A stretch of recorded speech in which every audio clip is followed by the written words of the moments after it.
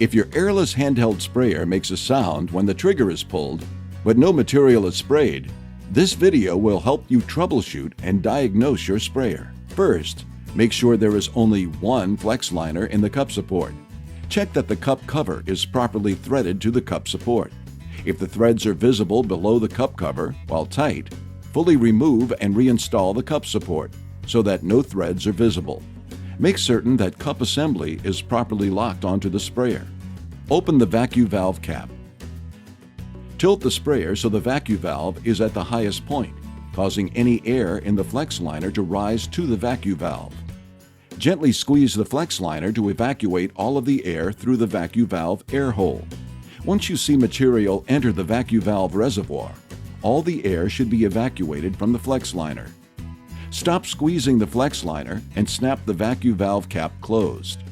Plug the sprayer into a power source or attach the battery. Fill the triax pump with material by turning the prime spray knob to the prime position and turn the spray tip to the unclogged position. Point the sprayer into a waste area and pull the trigger for about 5 seconds. During this last step, air from the pump may have entered the flex liner. Once again, open the vacuum valve cap and squeeze the air out of the flex liner.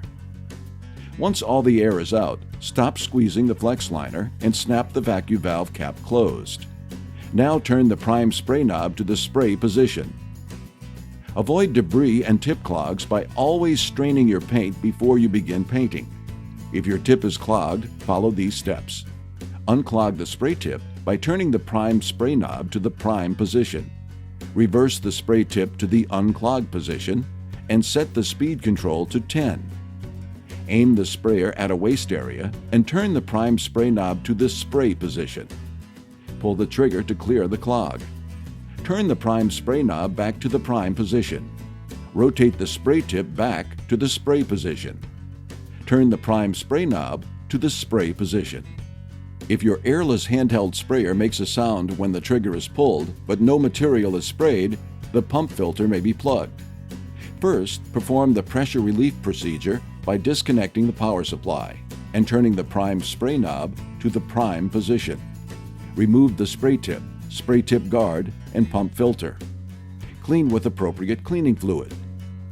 If dried material needs to be removed, use a soft brush. Reassemble the spray tip guard, and pump filter, and reprime the system.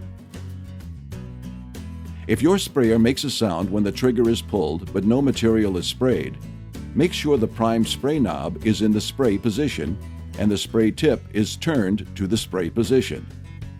Check that the Pro Control 2 pressure control is not set too low. Turn it up to see if more pressure is needed to spray the material.